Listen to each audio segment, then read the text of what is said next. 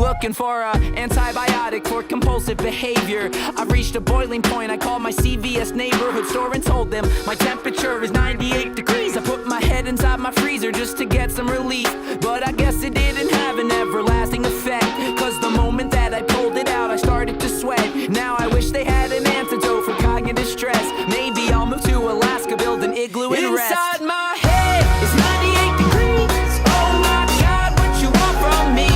I tried my best to get some relief, just a little break to put my mind at ease. It's 98 degrees.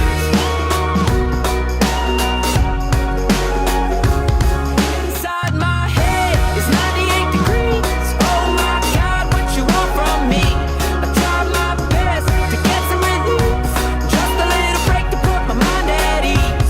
So I hold my head up high and hope for peace of mind. Complicated. I just wanna hear you say that I'ma make it out someday. I just had to find my way. I just had to find my. I'm trying to be this person I never reach it. This time I admit it, then I'll fix my sickness. Just a fucked up kid with a skateboard, a cheap guitar, a Nintendo 64. Trying hard to That's figure good. Ian Johnson, man. Look, you arrested youth. Where are you coming to us from? I am currently in New York. In New York. How are things in New York, Ian? New York are good, man. Yeah, I'm in like upstate. I'm a little bit outside the city, and yeah, dude. I mean, it's sunny these days. You know. Yeah. Swimming at Perfect the time. lake. Yeah, man. It's a Perfect good. weather. It's a good time. Yeah. So I can't complain. How about you? Where are you from? I love it. We come to us from Nashville. Yeah. Okay, nice. Oh yeah. Yeah, Nice. a little bummed that you're not gonna be part of our tour, of your fall tour, but you're gonna be close in a couple cities. So It's a your couple hours venues, drive. man. It's your venues, man. They didn't want to work with us. No, I'm just kidding. Yeah, man. We're coming out there soon. This is our first headline tour, so we were just trying to find the right venues. So when we're back, I'd love to see you at the show. Absolutely, Ian. But let me start with this. I mean, first of all, heck of an artist for my audience, and you just unleashed this album in June, late June, June 25th, called Oh. Nonfiction, which is man, what an album, dude. I mean, it's great. All 15 songs. It's old school. It's a journey from Message from My Heart into my head to the last notes of Woke Up in This Body, man. It is a fantastic piece of work. Congratulations. Thank you, first man. of all. Thank you very much, man. I appreciate that. Yeah, absolutely. It's really great. And, just for my audience to give them some stats about you, to date, you've amassed over 100 million streams on Spotify and Apple Music. You shared the stage with people like the Mowglis, with Youngblood, Dreamers, Jukebox, The Ghost and Grandson. You've played major festivals, man. So you are an artist on the birch, and we love having people like you on the show, man. Well, I'm happy to be here, man, and thanks for wanting to sit down and kick it with me. I appreciate that. Absolutely. So I definitely want to get to a few of your tracks because they're amazing. Yeah. But first, before getting to them, because they're fascinating, I do want to ask about your early life, if you will, Yeah. because you grew up in Kentucky. Mhm. Great.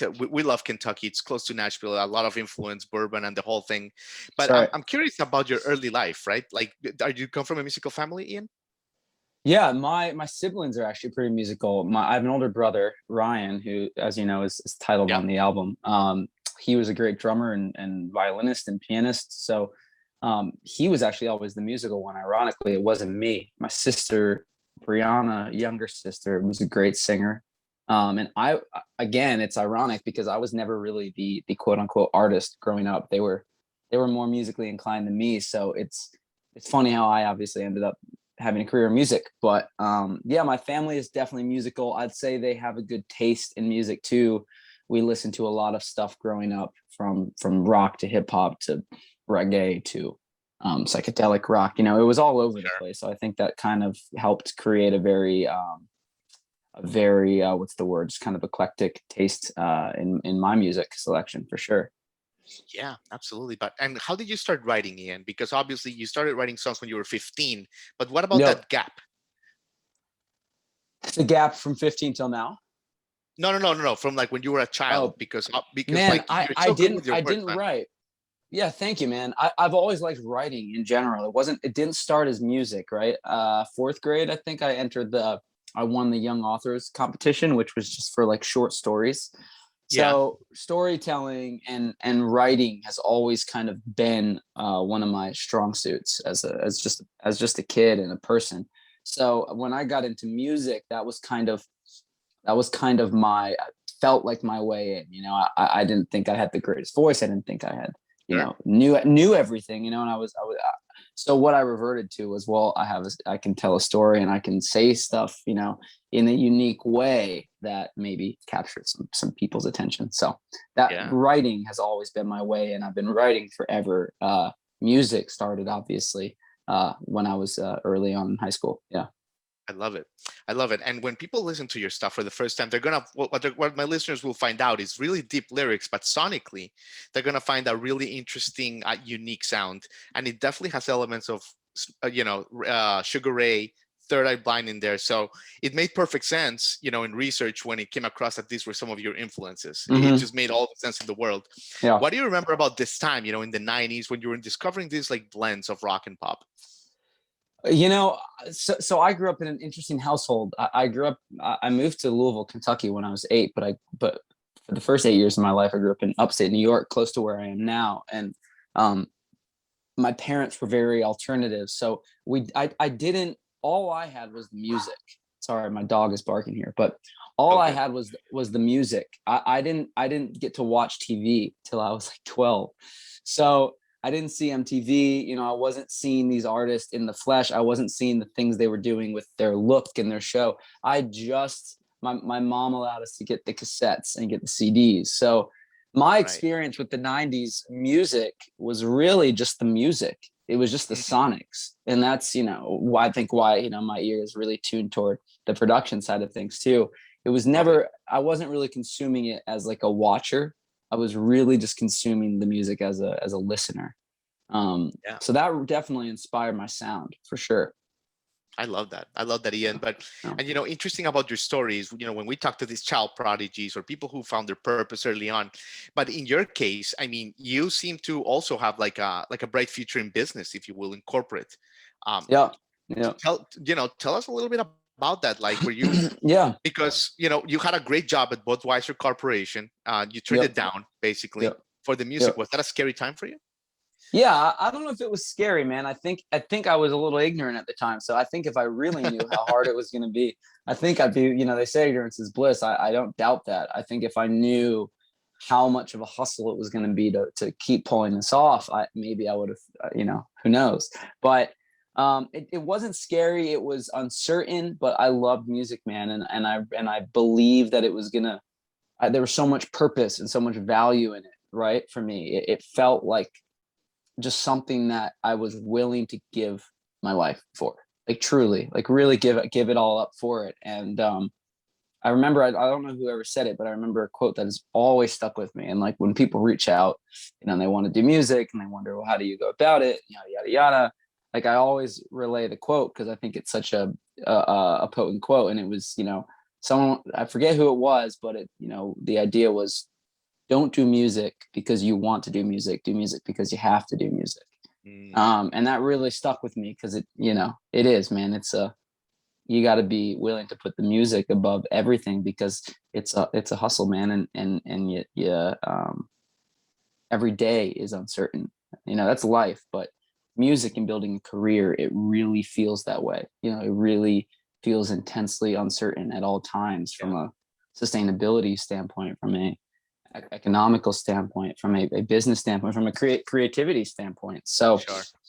so yeah, man, it was the unknown was tantalizing, but it wasn't. The fear wasn't debilitating. Obviously, I still went for it, and I'm still going for it. So, You're still going but for it. Yeah. but it was a good opportunity I had in business, and it helped me and continues to help me be the artist I want to be and build it the way I want to build it and stay true to what I want to create, on the business side too. So very thankful for those years in business school and then in corporate as well for that year. Absolutely, man. So in other words, Ian, like there's the way to make it in music is you cannot have a plan B. You have to be all consumed with it. It has to be the only thing that drives you every morning. That's the only way for you to have a chance. I think so. I don't, I can't, you can't speak for everyone, right? Because there's artists who are out there who somehow can do it all. And, and music is just a facet of what they do, and they can still make it work. For me, yeah, I knew that it was going to be everything, and if I wanted to make this happen, it was going to take everything. Yeah, there was no plan B. There was no side hustle. It was only this, and I've still built it that way, and I still approach it that way. And man, I think all artists are different at the end of the day. I think some artists lean more on the branding and the image and the way they sell their business. Some have to lean more on the music itself. Some lean more on maybe on the music and the live show in specific. I when people say, oh, this is the way to do it, or this is the way to make it, being an artist is a personal thing. Different ways work for different people. For me, it's definitely like a full all or nothing mentality. I do so much of it on my own. I build the live set myself. I bring the band together and develop the rehearsals myself. I write the music myself. For me, it is an all or nothing, because if I want it to be at the quality that I aspire to, then that is what it takes. So it's a balance between making your career everything, but still, being healthy and enjoying your life, which is definitely a balance. I'm still kind of messing with the formula, but the hope is that, get a little closer every year. Well, you're doing great, man. And like, let's segue to the music there, because that is like a major theme, right? In songs like "A Message from My Head to My Heart," like you open the album with this amazing lyric, there's 24 hours inside of a day. I'm not a statistician, but I have a hunch that a bunch of these hours we waste, for example. Like it's just splintered with these amazing lyrics all over. Or living with passion. You're talking about it. And you talk about it also with the Paul McCartney song, that great lyric that you have. Where does this amazing philosophy came from, me? And because this is a great thing that you're giving to your listeners, to me, to the world, about, man, live with gratitude every second, because life is precious. This moment is valuable. Yeah, that's a good, I wouldn't say I live, how do I put this? Now I'm stuttering over my words to ensure that I deliver something, reasonable here. Resiliency has always been a huge part of my music. I'm in a genre of music, and the way I built it is, my music is obviously talking about the struggle of life. And so when talking about the struggle of life, I just feel like it's a responsibility for myself, for my personal life, but also for myself as an artist, that if you're going to offer the struggle, you should also offer some type of positive takeaway, some type of resiliency, some type of gratitude, some type of forward thinking, to say, this is hard. Life is a struggle. There's uncertainty, there's doubt, there's fear, but all of that that's inherent in everyone's life. That no matter what you're doing, that's inherent in your life. You've got to find a way at the end of the day to not live in it. You got to find a way, or to not live in it 100%. I live in it a lot still. Yeah, but I still find a way to jump take it in, away. but I just want to emphasize how important that is, what you just said. No. And I think that because it's part of you, maybe you don't realize how special and how much the world needs that. Everyone is, a lot of people have this mentality that, the world is either unfair or fair, or why does this happen to me or not? You get it. Like, life is tough, life is problems, but it's a way of dancing with them. And you hit the nail on the head. Thank you, man. Yeah, and it's a constant process, right? Like, to find that. I feel like music. I was talking to my friend the other day about it. So music is for exactly what you said. It's a really good practice to realize the world really doesn't owe you anything, and it can go any way, right? Like, you can work so hard on something, you can put everything into it. Where the chips fall at the end of the day, hopefully they fall in your favor. Hopefully you do something great with the work you put into something, or the struggles you go through. But life isn't a formula for, oh, you did this, so I'm going to respond fairly and I'm going to give you this, or I'm going to get you there. It doesn't always work that way. And so, yeah, that's where the resiliency comes in the music. And my life is like, I have a lot of gratitude and love and continual passion for writing music and being in music. I love it more than anything. So through all the trials and errors and all the hardships and all the setbacks and all the, times I look at something and say, because we're all cussing this. Why is this there? And why am I what I'm doing here? For all those moments where there are those more negative thoughts, that's where the resiliency is so key, because you either live in the negative and don't move forward, or you find a way to live with it and move forward. And to me, it's always been that latter. It's always been, you can have those doubts, you can have those fears, you can have those negative thoughts. You got to do something with it. You can't just sit there and say the world's not fair and it's a fucked up place. You got to find a way to say, maybe that's the case. Maybe it is unfair. Maybe it is messed up, but I still got to do something with it. I still got to live my life. I still got to pursue whatever it is I care about. Right. So that's a huge theme of the music. That's a huge theme of the album. And yeah, I'm glad you caught on to that. It's really cool. Absolutely. That's great, man. All right, let me ask you about Find My Own Way. It obviously features Mark Hoppus of Blink-182, and when we found out we were going to chat with you, we had a different angle that we were going to ask this question to you. Obviously, it was more about the influence and everything, but recent developments. I'm sure you've heard that Mark Hoppus is a little bit sick, unfortunately. Yeah. I wish him the best. Have you had a chance to talk to Mark?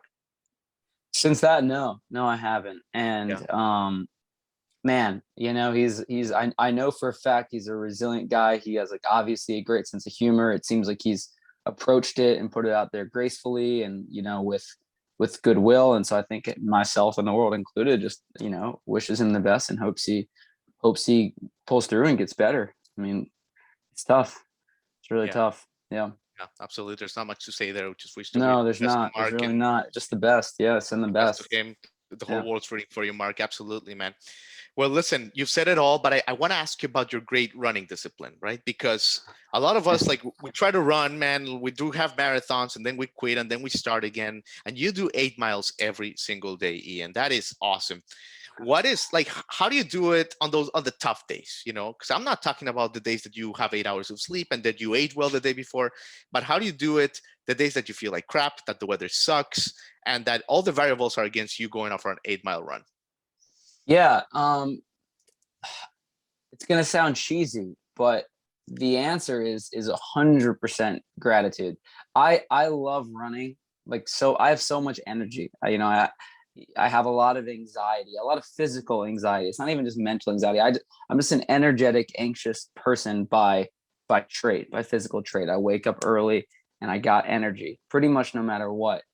And so the running is really, it's a physical activity, but it's really a balancing act for me. It just balances me out. It just allows me to kind of just reprocess for the day, Sure. And so without it, I don't know what to do with that energy or what to do with those thoughts or whatever it is. So the answer is it's like second nature. I mean, this for me personally, I know that's not the case for a lot of people. So I don't want to sound like douchey on here preaching about running, because I know most people hate running. I get it. But for me, however chemically it worked out, running I'm more excited to run than almost anything every day. And I also have a really strong connection and relationship with music when I run.